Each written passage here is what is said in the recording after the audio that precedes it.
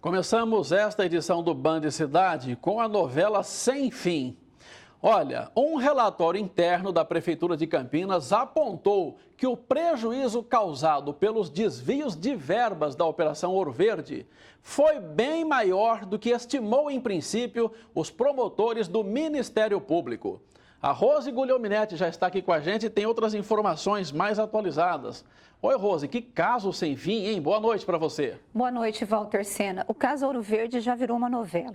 Hoje nós ficamos sabendo, na verdade, da existência de um relatório interno da Prefeitura de Campinas que apontou um prejuízo de 40 milhões aos cofres públicos em relação ao contrato entre a Vitale, que era a organização social que administrava a unidade de saúde, e a própria Prefeitura.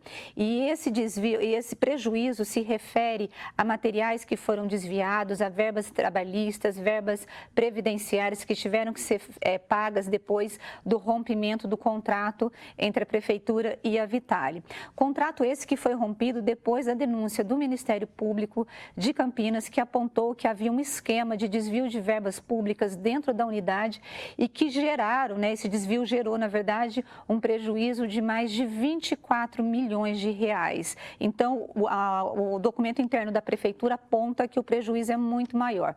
Nesta semana, o promotor Ângelo Carvalhais, ele impetrou uma ação civil pública contra o prefeito de Campinas, Jonas Donizete, por improbidade administrativa, por omissão e negligência. A ação também atinge 12 empresas e mais de 20 pessoas que estariam envolvidas neste esquema de corrupção. E segundo o promotor, os problemas em relação ao Hospital Ouro Verde vão desde fraudes na licitação até contratação de consultorias fantasmas para poder pagar propinas para diretores e também compra de produtos superfaturados.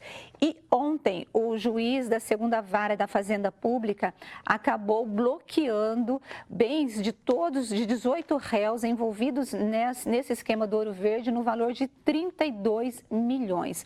Ou seja, Sena, a cada dia a gente tem uma notícia em relação ao Hospital Ouro Verde e são prejuízos e mais prejuízos. Sena. E é a gente que tem que pagar tudo isso, né, Rose? Agora, Rose, aquele deputado Alexis Fontaine de Indaiatuba, ele vai ter que desistir do auxílio moradia?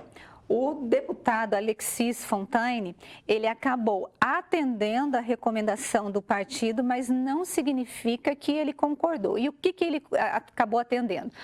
O deputado Alexis, ele foi eleito pelo Novo e o Novo, ele sempre teve uma plataforma política diferente. Orientou os seus políticos e aqueles candidatos que fossem eleitos para que não utilizassem nenhuma verba rescisória ou verba de ajuda de custo que a Câmara Federal ou o Senado pagassem para esses deputados.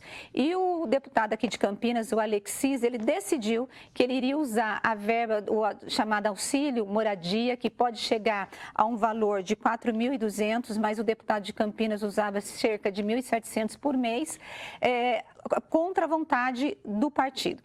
Como o deputado acabou desobedecendo ao partido e usando essa verba, houve uma crise, uma polêmica dentro do partido, aí foi feita uma resolução proibindo, então, qualquer político que usasse qualquer tipo de verba rescisória para eles.